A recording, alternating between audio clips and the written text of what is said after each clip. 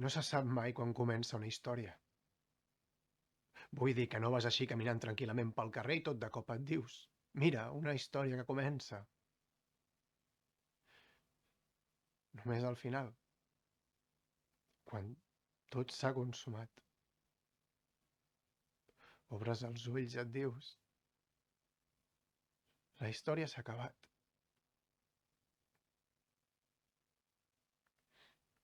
Tenia 7 anys.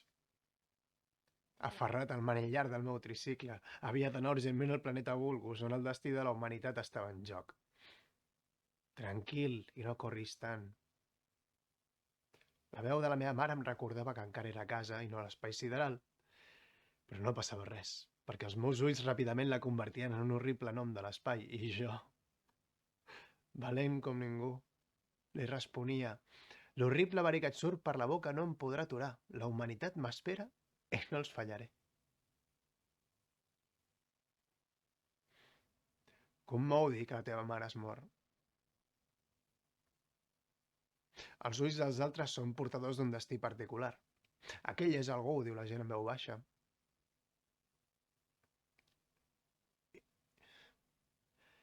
I jo, mentrestant, només penso que ja no m'emprenyarà mai més. Quantes vegades m'havia despertat cridant enmig de la nit i jo, arrencat del son, anava a la seva habitació i li preguntava «Què passa? Em fa mal. On et fa mal? Déu meu, em fa mal. Sí, però on et fa mal? Em fa mal, em fa mal, em fa mal. Sí, ja ho sé, ja ho sé, ja ho sé que et fa mal». A mi també em fa mal.